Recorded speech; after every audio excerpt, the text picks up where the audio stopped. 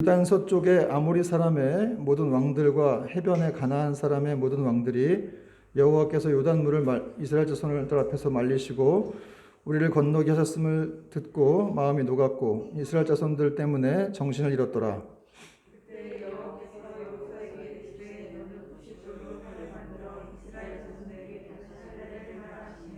여호수아가 부싯돌로 칼을 만들어 할례 산에서 이스라엘 자손들에게 할례를 행하니라.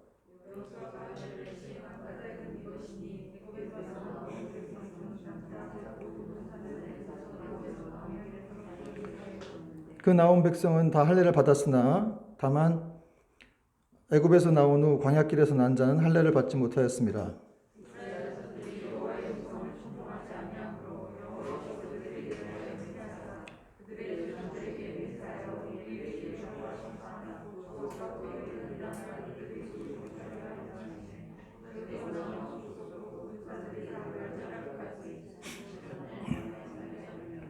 그들의 대를 잇게 하신 이 자손에게 여호수아가 할례를 행하였으니 길에서는 그들에게 할례를 행하지 못하였으므로 할례 없는 자가 되었음이었더라.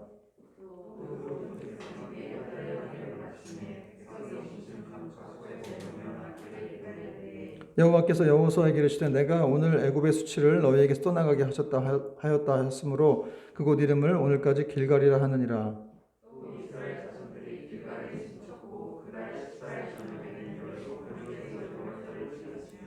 유월절 이튿날에 그 땅의 수산물을 먹되 그날에 무교병과 볶은 곡식을 먹었더라. 또 그 땅의 수산물을 먹은 다음 날에 만나가 그쳤으니 이스라엘 사람들이 다시는 만나를 얻지 못하였고 그의 가나안 땅의 소출을 먹었더라. 아멘. 자, 우리 오늘도 우리 다음 교회 또 우리 예배에 함께하신 여러분들을 환영하고 축복하고 또 사랑합니다.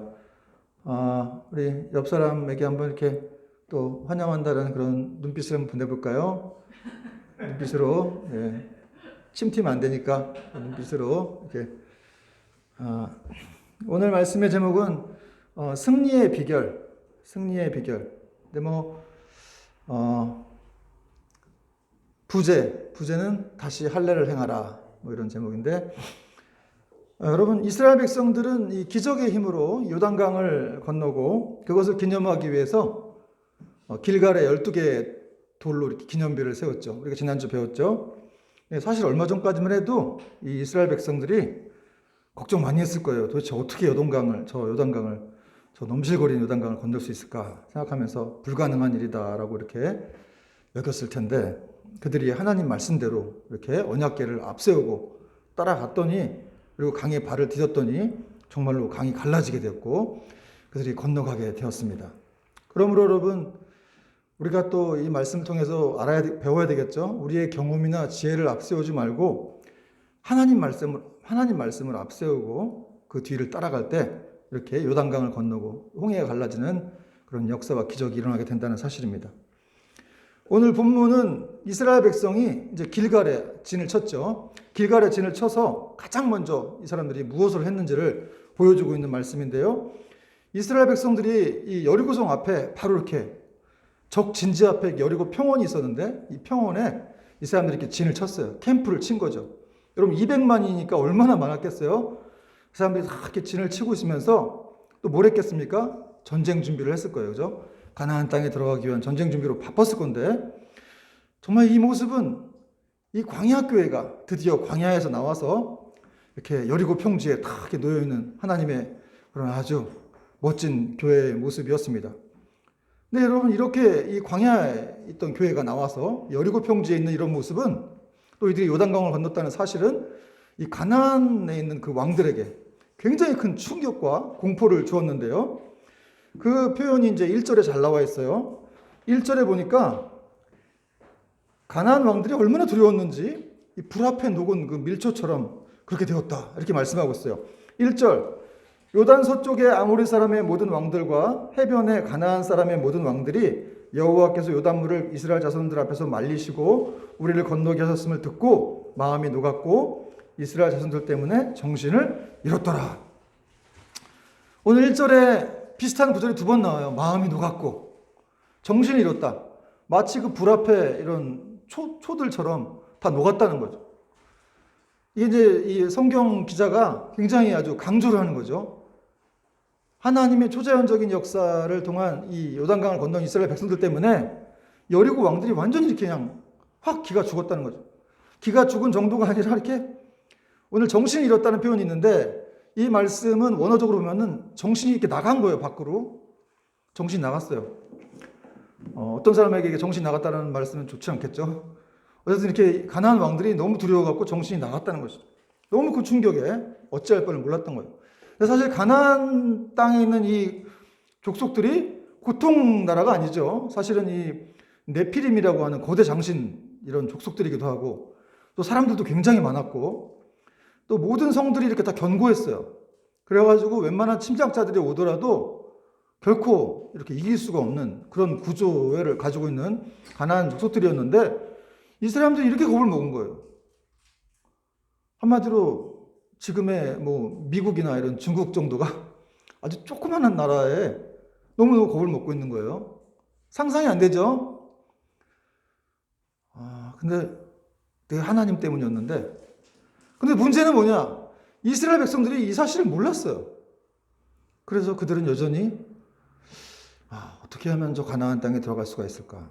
하고 이제 불안해하고 초조했죠. 그렇게 적들은 두려워하는데 그 사실을 이스라엘만 모른 거예요. 왜 몰랐느냐? 자기가 생각해 볼 때 자기는 별거 뭐 가진 것도 없고 뭐 땅 한 평이 있습니까? 뭐 당장 집이 있습니까? 당장 가나안 들어가서 정착한 것도 아니고 뭐 무기가 많은 것도 아니고 그러니까 자기 자신은 굉장히 이렇게 초라해 보인 거죠. 여기서 우리는 뭘 알 수 있느냐? 여러분 우리도 그렇게 마찬가지로 좀 생각을 해봐야 돼요. 우리 자신을 너무 그렇게 과소평가하면 안 된다는 것을 또 알 수가 있습니다. 적들이 그렇게 두려워했지만 이스라엘은 그걸 몰랐기 때문에 자신들을 너무 이렇게 작게만 여겼는데 우리도 그럴 수 있죠. 여러분 우리도 눈에 보이는 건 우리도 아무것도 없어요. 저 뭐 가진 것도 없는 것 같고 뭐 찾아보면 없는 것만 있는 것 같고 다 없죠. 다 없어. 근데 여러분 사실은 성도는 눈에 보이지 않지만 하나님이 함께 하시기 때문에 대단한 존재들이거든요. 여러분 믿으십니까? 성경이 우리를 뭐라고 하고 있어요? 가난한 자 같으나 부유한 자요. 아무것도 없는 자 같으나 모든 것을 가진 자로다. 이건 바울이 한 말이에요. 제가 한 말이 아니고 너희는 택하신 족속이요 거룩한 나라요 왕 같은 제사장들이다. 이건 베드로가 한 말이죠. 성경이 말하는 게 진실이에요. 그게 정체성이에요. 또 이 구절을 통해서 우리가 알 수 있는 거는 오늘날에도 세상 사람들이 이렇게 교회에 대해서 뭐 아닌 것처럼 생각하기도 하고 뭐 비난도 하지만 사실은 교회에 대해서 관심이 많이 있다는 거예요. 오늘 가나안 왕들이 그 사실을 듣고 굉장히 놀랐죠. 사실은 가나안 왕들이 다 알고 있었는데 오늘날도 마찬가지예요. 서양 사람들이 모르는 것처럼 이렇게 보여지기도 하고 아닌 채도 하지만 사실은 그들이 많이 알고 있어요. 그리고 하나님의 이 능력이 이 교회 안에서 이렇게 드러나고 또 그 성도들을 통해서 역사가 일어나려고 하는 것들을 두려워하죠. 그것들을 놀래합니다.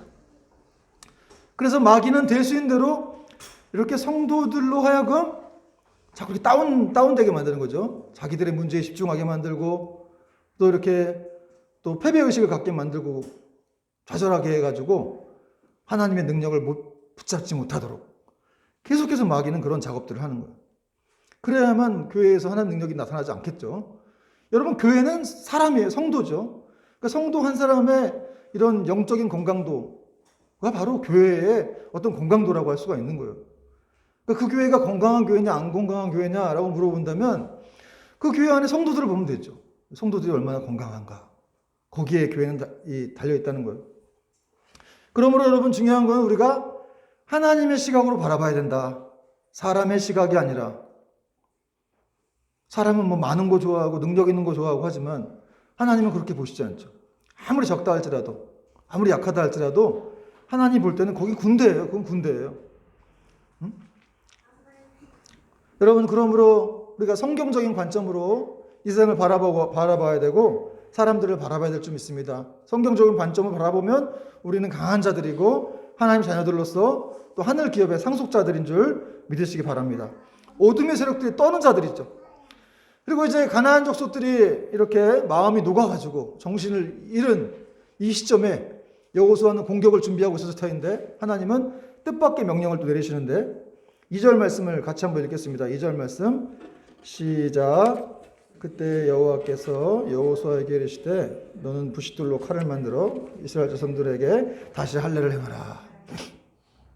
아니 지금 너무 낙심해가지고 막 이렇게 패배 직전에 그로기 상태에 몰려있는 이런 가나안족들에게 승기를 잡으려면 어떻게든 빨리 공격을 다시 해야 되는데, 근데 하나님은 뜻밖의 명령을 내리세요. 할례를 행하라. 할례를 행하라. 여러분, 하나님께서 우리의 인생을 이렇게 이끄실 때도 보면은 전혀 뜻밖의 타이밍에 딱 스톱을 거실 때가 있죠. 다른 거 시키실 때가 있어요. 아니 나는 지금 이거 해야 되는데 왜 이거 시키시지? 그런 경우가 있어요. 오늘 본문, 성경 본문도 그런 경우인데, 할례가 실제 전쟁과는 아무 상관이 없는 것 같아요. 할례가 도대체 전쟁하는 거하고 무슨 상관이 있는가? 이렇게 생각할 수가 있을 것 같은데, 그런 명령이 이스라엘의 전체 남자들한테 내려진 거예요. 그렇게 할례를 행하라고. 도대체 할례가 뭐길래 이 중요한 시점에 이렇게 하나님은 하라고 하시는 걸까? 여러분, 할례의 기원은 아브라함에게까지 올라가죠. 그래서 아브라함과 하나님 맺은 약속이었는데, 하나님께서 아브라함에게 내가 너의 후손들로 이렇게 하늘의 별과 같이 많게 해주겠다. 바다의 모래같이 많아지게 하겠다. 그런 말씀을 하시면서 네가 나를 사랑하고 내 말씀을 잘 지킬 때 그렇게 될 것이다. 라면서 어떤 조건을 내걸었는데, 그것이 바로 이제 할례였죠. 할례. 그래서 할례는 뭐였냐면, 이렇게 모든 남자 아이들에게 그 아이들이 이렇게 태어난 지 8일 만에 다 그 생식기 끝을 잘라서 이 하나님의 언약 자손임을 이렇게 드러내게 하는 그런 것이었어요. 그러니까 이 할례가 상징하는 바가 굉장히 컸는데, 할례는 어떤 거였냐? 할례는 바로 너희는 세상에 있는 수많은 이런 민족이 아니라는 거예요. 너희는 하나님 택하신 민족이고 내가 특별히 사랑하는 민족이고, 또 그래서 너희들은 죄를 멀리해야 되고 하나님 말씀만을 따라야 하는 그런 민족이다 라는 어떤 이런 정체성을 날마다 할례를 통해서 그들이 기억해야 되는 것이죠.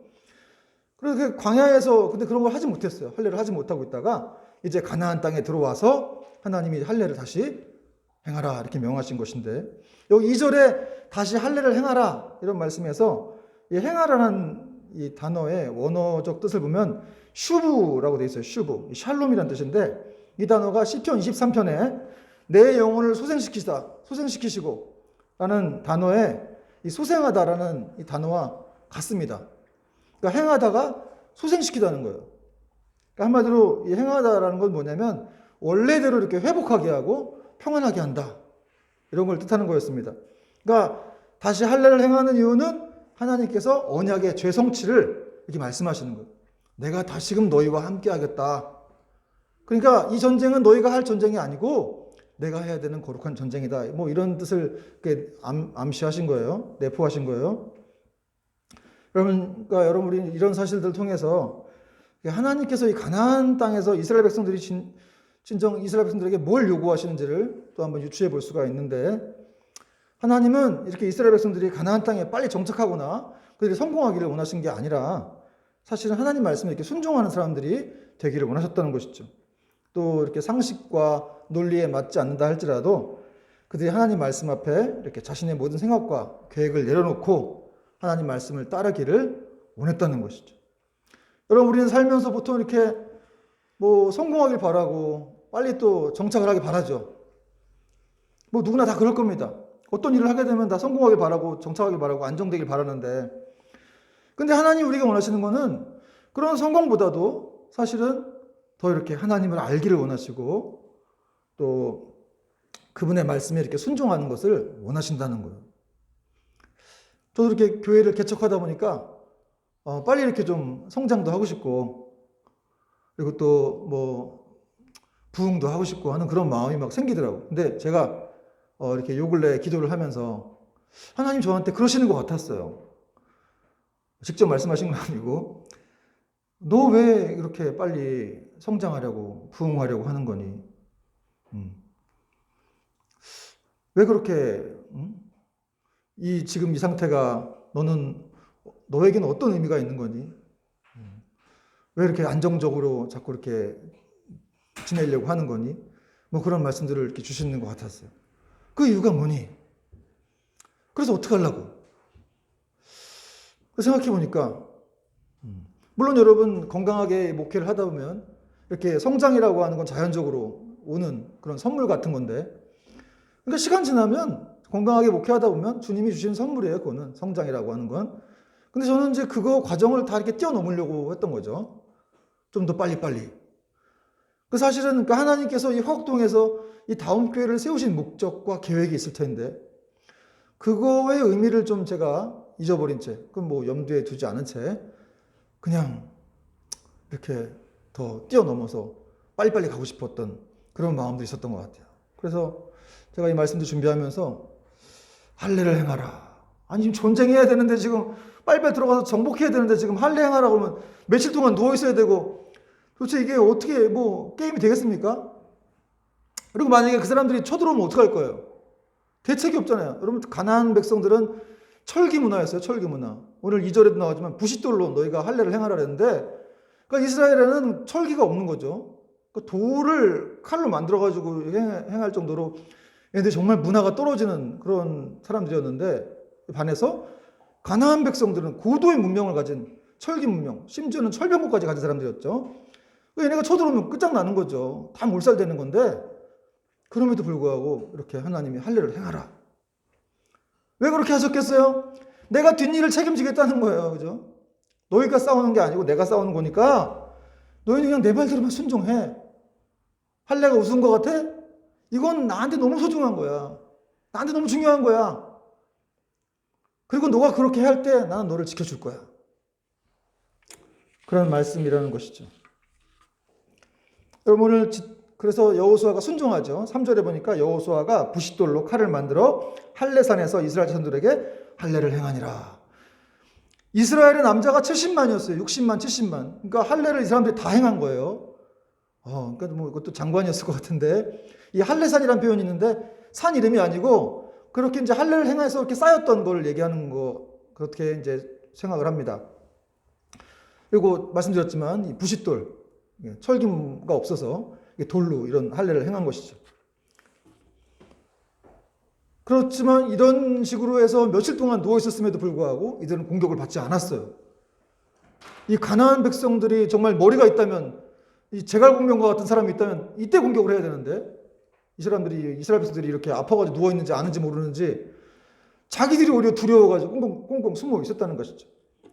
이것이 바로 하나님께서 눈에 보이지 않지만 그들에게 두려움을 주셔서 이스라엘 백성들을 지키셨던 그런 하나님의 은혜였습니다. 그리고 이제 하나님은 갑자기 이 시점에 왜 할례를 받으라고 하시는지 이제 그 내용을 설명하시는데 4절부터 7절에 그 내용이 나와 있어요. 길어서 뭐 다 읽을 수는 없고 조금씩 제가 읽어보면 4절에 보니까 여호수아가 할례를 시행한 까닭은 이것이다. 애굽에서 나온 모든 백성 중 남자 곧 모든 군사는 애굽에서 나온 후 광야 길에서 죽었는데 5절 그 나온 백성은 다 할례를 받았으나 다만 애굽에서 나온 후 광야길에서 난 자는 할례를 받지 못하였다. 그러니까 출애굽을 하고 난 남자들은 다 할례를 받고 나온 사람들이었어요. 여러분 이스라엘 백성들이 400년 동안 노예 생활 애굽에서 할 때도 할례를 받았어요. 그리고 시내산까지 왔을 때도 할례를 받았는데 그런데 이 6절에 보면 하나님께서 이 가데스 바네아라는 곳에 정탐을 시키죠. 가서 가데스 바네아가 그 가나안 땅을 정탐하는 그런 지역이었는데 거기서 이제 12명의 수령이 가가지고 돌아와서 여호수아 갈렙 빼고 10명이 다 부정적인 보고를 하죠. 거긴 뭐 네피림이 있고 뭐 거인 족속 있고 우리는 메뚜기 같다. 들어가면 우리는 다 죽는다. 뭐 이래가지고 이스라엘 백성들이 거기 동요돼가지고 막 하루 종일 울었어요. 울고 막 시위했습니다. 밤새도록 시위했어요. 물론 촛불은 들지 않았을 겁니다. 밤새도록 시위를 했는데 하나님이 그때 화가 나신 거예요. 도대체 얘네들이 나를 뭘로 믿고 내가 분명히 젖과 꿀이 흐르는 땅이라고 했는데 그냥 눈으로 보이는 대로만 판단하는구나. 내가 너희들을 훈련시키마. 그래서 광야로 데리고 들어가셔서 40년을 이제 훈련시키신 거예요. 그러니까 그때 이제 광야 1세대, 출애굽에서 나온 1세대들은 다 죽었죠. 다 죽고 이제 2세대만 이렇게 남았는데 이 아이들이 커서 자라가지고 이제 여호수아와 함께 이렇게 가나안 땅까지 들어오게 된 거죠. 그러니까 40년 동안 이 광야에서는 할례를 못했어요. 왜 못했느냐? 중요한 건 이렇게 아직 훈련이 안 된 사람들을 데리고는 하나님이 가나안 땅에 들어갈 수가 없는 거예요. 그래서 그때까지 이렇게 보류하고 계시다가 이제 가나안 땅에 들어와서 다시 할례를 행하라. 광야 생활이 끝나는 시점. 예? 하나님이 다시 할례를 행하게 하신 것이죠. 그러니까 다시 할례를 행한 것은 굉장한 은혜인 거예요. 한마디로. 하나님이 제 언약의 성취를 내가 너에게 다시금 주겠다. 이렇게 말씀하신 거죠. 그리고 이렇게 다시 할례를 받자 이스라엘 백성들은 애굽의 수치를 이렇게 굴려버릴 수가 있었는데 8절과 9절 여러분이 같이 한번 읽어보세요. 8절 9절 시작. 또 그 모든 백성에게 할례 행하기를 마침에 백성이 진중 각 처소에 머물며 낫기를 기다릴 때에 여호와께서 여호수아에게 이르시되 내가 오늘 애굽의 수치를 너희에게서 떠나가게 하였다 하셨으므로 그곳 이름을 오늘까지 길갈이라 하느니라. 애굽의 수치는 이스라엘 백성들이 애굽에 살면서 그 각종 우상을 섬겼거든요. 그게 수치였어요. 그 악한 문화와 우상을 섬겼는데 그게 이제 굴려버리게 된 거예요. 이 길갈이라는 뜻이 영적인 의미가 있는 거죠. 보내지게 되다, 떠나가게 되다, 굴려지게 되다 이런 뜻인데 하나님이 애굽의 수치, 이들이 우상 섬겼던 이런 모든 것들을 다 이제 떠나보내게 되었다 이런 말씀을 하신 건데 40년 만에 다시 할례를 받음으로써 그 모든 수치를 이렇게 굴려보내게 되었다 이렇게 말씀하고 있는 거예요. 근데 왜 40년 만에 다시 이렇게 아니 한 번에 굴려보내시면 되는데 출애굽하자마자 왜 40년 동안 이렇게 안 하시다가 40년 지나서 이렇게 굴려보내신다고 말씀하신 걸까요? 여러분 이스라엘 백성들이 출애굽을 했지만 광야 생활도 했지만 사실 이들에게는 여전히 변하지 않은 어떤 쓴뿌리가 있었던 것이죠. 노예 근성 같은 거 그런 것이 남아있었기 때문에 하나님께서 그걸 한 번에 다 이렇게 제하실 수가 없었던 거예요. 그래서 그들이 정말 진정한 자유인으로 살 때까지 이 광야에서 이 사람들을 훈련시키고 연단시키신 다음에 지금 다시 할례를 행하게 하신 것이죠. 여기서 우리는 하나님이 이렇게 항상 축복을 주시기 전에 언제나 이렇게 연단을 통해서 먼저 축복받을 그릇으로 이렇게 하나님은 준비시키는 분이심을 우리가 또 알 수가 있습니다. 여러분 이스라엘 백성들이 출애굽을 했지만 여전히 그냥 서양 사람들과 똑같은 생각을 했다는 거죠. 똑같이 행동하고 똑같이 말하고 광야 생활을 하면서도 여전히 세속적인 생각과 말과 행동과 여러분 오늘날 교회를 다니는 사람들 중에도 그럴 수가 있겠죠. 교회 다닌 지 오래됐어요. 10년 지나고 20년 지났음에도 불구하고 여전히 세속적인 생각과 세상적인 말을 하고 그렇게 막 좌절감에 빠져있고 패배의식에 젖어있고 또 자주 욱해가지고 막 그냥 뭐 그럴 수도 있고 또 자격지심에 너무 이렇게 빠져있다든가 그런 것들이 다 노예 근성이라는 거예요 사실은. 교회를 다니고 하나님 백성이 되었으면 바뀌어야 되는데 너희는 새로운 피조물이라 그랬어요. 새로운 피조물이라 이전 것은 지나갔으니 보라 새로운 피조물이 되었다 그랬는데 그런 걸 안 믿는 거죠. 그런 걸 인식하지 못하는 상태에서 계속해서 이런 세상적인 말, 종된 말을 하고 험한 말을 하고 안 좋은 생각만 하고 이스라엘 백성도 그랬다는 거예요. 그러나 그런 것들이 이제 광야 생활을 통해서 이렇게 점점 이렇게 변화가 되면서 가나안 시점에 들어와서 하나님이 다시 너에게 할례를 행해야 되겠다 이렇게 말씀을 하신 것입니다. 여러분 이스라엘 백성 다시 할례를 받은 건 정말 하나님 축복을 다시 주겠다는 거예요. 내가 너희들 다시 한번 나의 언약 가운데로 들어오게 해서 이 제 언약을 확약시키겠다는 거죠.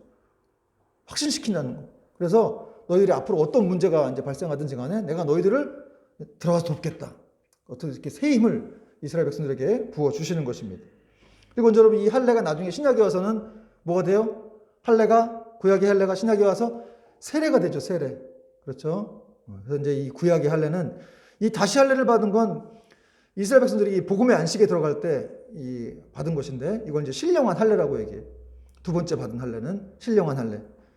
이것을 이제 그리스도의 할례라고도 하는데 이제 예수님께서 진정한 참 할례자가 되심을 말씀하시는 거예요. 그래서 사도 바울도 나중에 이제 육체에다가 손으로 하지 아니한 마음에 행한 할례다 이렇게 바울이 고백을 표현하는데 어쨌든 예수님만이 육체가 아니라 우리 마음 속에 이렇게 할례를 행하시는 분임을 설명하고 있는 그런 내용입니다. 그래서 골로새서 2장 11절과 12절 보니까 또 그 안에서 너희가 손으로 하지 아니한 할례를 받았으니 곧 육의 몸을 벗는 것이요 그리스도의 할례니라. 그러니까 이 사람들이 다시 이렇게 이스라엘이 복음의 안식에 들어갈 때 받은 이 할례가 구약의 할례가 바로 그리스도의 할례였다는 거죠. 다 구원받았다는 것을 지금 얘기하는 거예요. 세례라고 하는 것, 구약에서는 할례지만 신약에서는 세례죠. 세례는 죄 씻음을 의미하는 거, 구원을 의미하는 거. 물론 이제 세례와 구원은 좀 다를 수 있는데, 하나님 백성을 됐다는 걸 의미하는 거고, 주의 그리스도의 그런 은혜 가운데 들어왔다는 것을 얘기하는 것입니다. 그리고 이제 다시 할례를 받은 백성들은 하나님이 뭘 시켰냐면, 그러면 이제 유월절을 지켜라 이렇게 말씀하셨어요. 10절부터 12절 보니까 10절 또 이스라엘 자손들이 길갈에 진쳤고 그달 14일 저녁에는 여리고 평지에서 유월절을 지켰으며 유월절 이튿날에 그 땅의 소산물을 먹되 그날에 무교병과 복신곡식을 먹었더라. 또 그 땅의 소산물을 먹은 다음 날에 만나가 그쳤으니 이스라엘 사람들이 다시는 만나를 얻지 못하였고 그의 가나안 땅의 소출을 먹었더라. 왜 할례를 받고 난 다음에 유월절을 지키자고 했냐면 율법에 의하면 할례를 받지 않은 사람들은 유월절을 지킬 수가 없었어요. 그러니까 그동안 할례가 없었다는 것은 그동안 유월절도 없었다는 것이죠. 근데 지금 이제 다 유월절이 회복된 거죠. 할례가 행해졌기 때문에 다시 유월절도 부활이 된 거예요. 그 유월절은 어떤 의미냐? 이스라엘에게 유월절은 최고의 명절이에요. 유월절이 어떤 명절입니까, 여러분?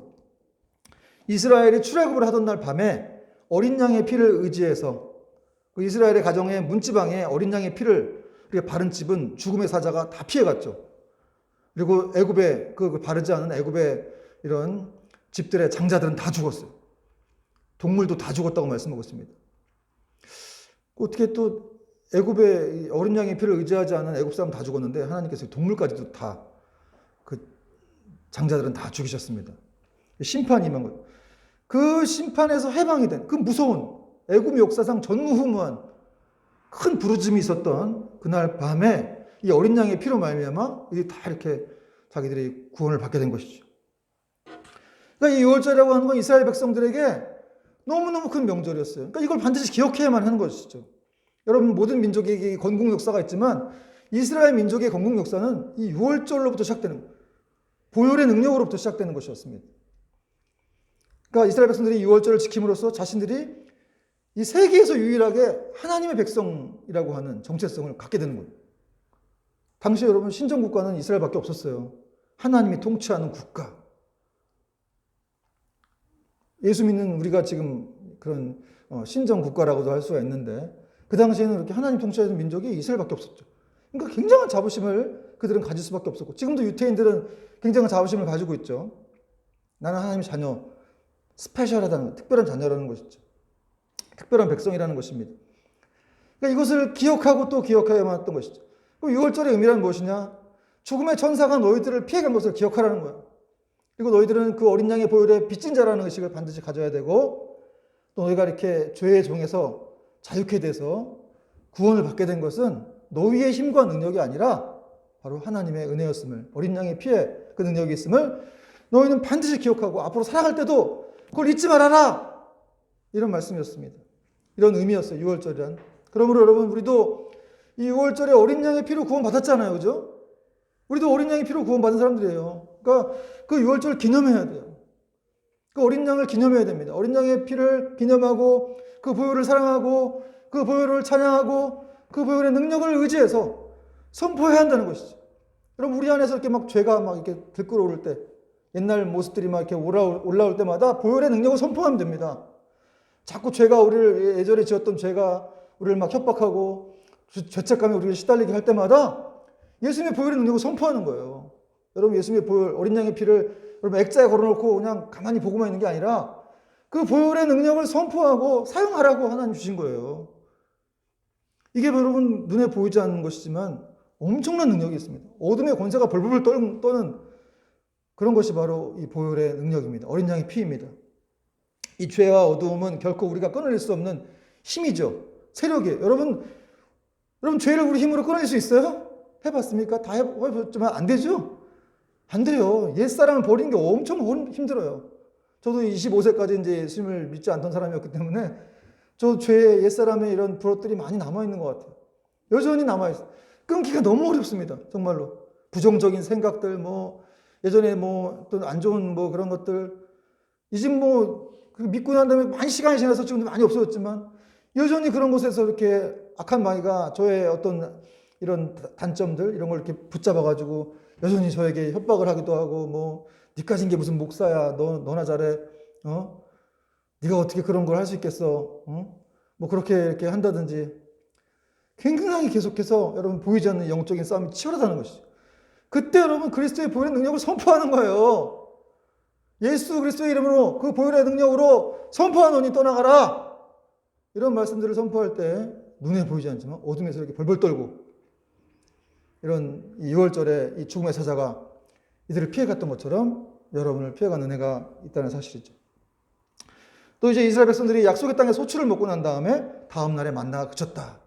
다시는 만나를 보지 못했다. 이렇게 말씀하고 있는데 제가 이 구절을 묵상하면서 너무 좀 서운하더라고. 아쉽고 40년을 친했던 만난데 이게 다시는 이제 안 내린다니까 다시는 안 내린다. 이런 말들이 이렇게 요새 서운한지 모르겠어요.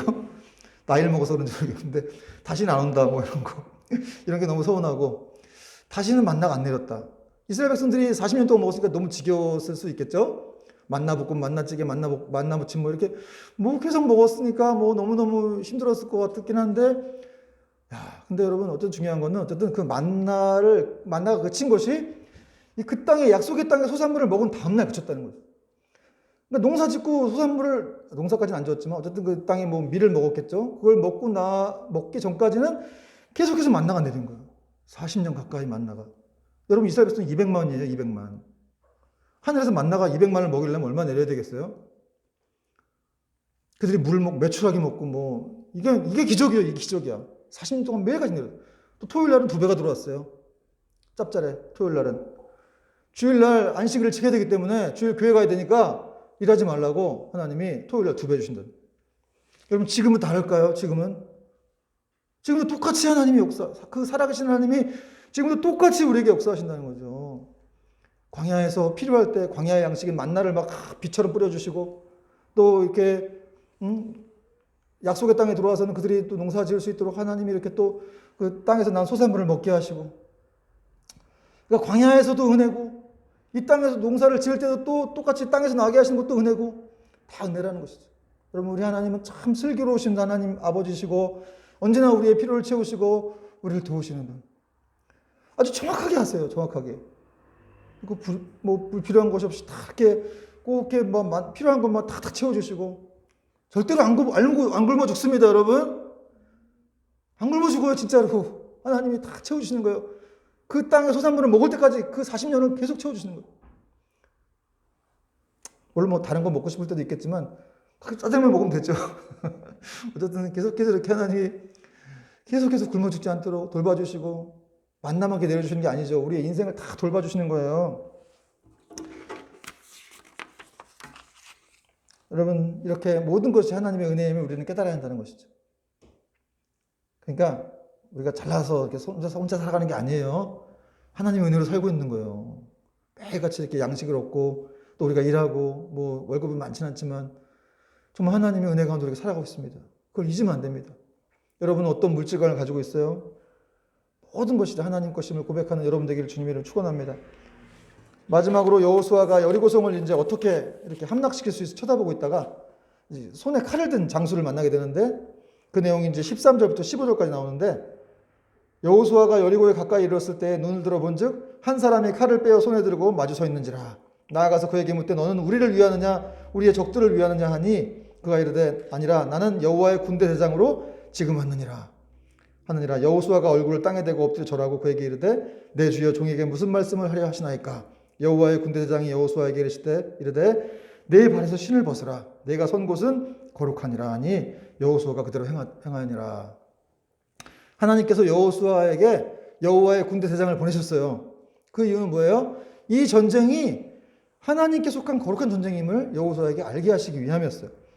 여호수아는 사실 이 여호와께서 보내신 군대 대장을 모르니까 너는 누구를 위하느냐 이렇게 대담하게 질문을 했어요. 잘 모르니까 이렇게 얘기했겠죠. 여러분 이게 사실은 세상 사람들의 시각이에요. 너는 누구를 위하느냐는 거예요. 넌 누구 편이냐는 거죠. 응? 넌 누구 편이냐? 넌 내 편이야? 내 상대편이야? 넌 뭐 야당이냐? 뭐 여당이냐?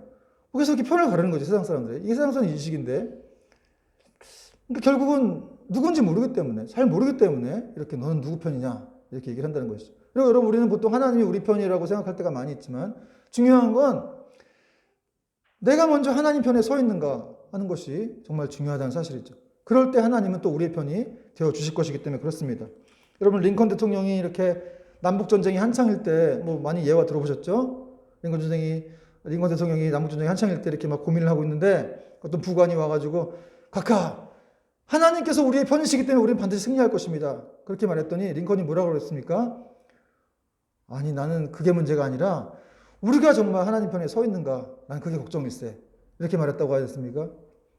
여러분 이런 시각을 가졌기 때문에 결국 링컨은 승리를 했고 하나님은 그에게 은혜를 주셨다고 믿습니다. 진짜 문제는 우리가 하나님 편에 서 있는가 하는 것. 여러분 하나님은 항상 오르신 분이죠. 그렇습니다. 그분은 항상 오르세요. 그러니까 내가 그분 편에 서 있는가 그것만 확인된다면 우리는 승리할 것입니다. 그리고 또 여호수아는 이 칼을 뺀 장소가 하나님이심을 알아보고 엎드려 경배를 드렸어요. 천사라는 말도 있는데 사실은 이제 신약에서 나오는 현현하신 그리스도, 구약에 나타나는 그리스도라고 볼 수가 있습니다. 천사한테는 엎드려 경배하지 않죠. 하나님이셨기 때문에 여호수아가 엎드려 경배한 거예요. 이렇게 항상 신과의 만남은 엎드림으로부터 시작된다는 것을 알 수가 있습니다. 이 하나님은 여호수아에게 뭐라고 말씀하셨어요? 내 신을 벗으라. 내 발에서 신을 벗으라. 거기는 거룩한 곳이니까 신을 벗으라. 이렇게 말씀하셨습니다. 여기서 우리가 어디서 많이 본 장면이죠? 신을 벗는다는 것은 어떤 이렇게 이 경외와 존경을 표시하는 그런 행위였는데 신을 벗으라. 사실 이제 하나님께서 모세를 찾아오셔서도 모세에게 떨기나무 불꽃 가운데에서 내 신을 벗어라. 거긴 거룩한 곳이니까 내 신을 벗어라. 이렇게 말씀하셨어요. 그러니까 내 신을 벗으라라는 말 속에는 사실은 하나님이 어떤 이렇게 의미가 담겨져 있는 하나님의 뜻이 담겨져 있는 거예요. 내가 모세와 함께 했던 것처럼 여호수아 너하고도 함께해서 이렇게 이 전쟁에서 승리케 하겠다. 그런 말씀을 이 안에서 담고 있는 겁니다. 그러므로 이 하나님 이분이 바로 여호수아를 위해서 싸우시고 가나안을 정복하실 분이셨기 때문에 여호수아가 해야 할 일은 뭐였겠어요? 작전 짜고 뭐 계획 세우고 이런 게 아니에요. 그냥 그분 앞에서 신을 벗는 거예요. 겸손히 자기 신을 벗고 하나님 말씀을 따르면서 그분의 인도하심을 이렇게 구할 때 승리가 여호수아에게 주어진다는 사실이었습니다. 여러분 우리가 이 세상에서 승리하기 위해서도 마찬가지죠. 오늘 말씀 제목이 승리의 비결이었는데 우리가 이 땅에 승리하기 위해서 어떻게 해야 되겠는가? 뭘 어떻게 해야 되는 게 아니에요 사실은. 여러분 우리 맨날 뭘 어떻게 해야 돼? 도대체 어떻게 해야 돼? 그런 생각 많이 하죠. 도대체 인생을 어떻게 살아야 돼? 이 교회를 어떻게 해야 돼? 난 앞으로 어떻게 해야 돼? 뭘 해야 되는 게 아니라 사실은 겸손하게 하나님 앞에서 신을 벗는 거예요. 겸손하게 그분의 주권을 인정하면서 그 말씀을 따라가는 그런 삶을 살아갈 때 그리고 또 하나님이 하실 일들을 기대하는 것이죠. 여러분 나중에 6장에 살펴보면 다음 주에 보면 알겠지만 여리고성 정복은 누가 해요? 얘네들이 6바퀴 7바퀴 돌다가 하나님이 뭐 말씀하신 대로 했더니 성이 무너져 내렸잖아요. 결정타를 하나님 날리시는 것이죠. 여호수아가 신을 벗고 하나님 앞에 경배했을 때 하나님이 그 은혜 가운데 그를 인도해 주셨다는 것이죠. 그러므로 우리 인생도 마찬가지죠, 여러분. 계속해서 인생에 뭘 어떻게 하려고 하는 것보다도 더 하나님을 신뢰하고 그분 앞에 경배하게 나아가서 그 말씀을 순종할 때 역사와 놀라운 은혜들이 일어나게 될 것입니다. 이러한 은혜로 또 한 주간 승리하는 여러분들, 저와 여러분 되기를 주님 이름으로 축원합니다. 아멘. 찬양하겠습니다.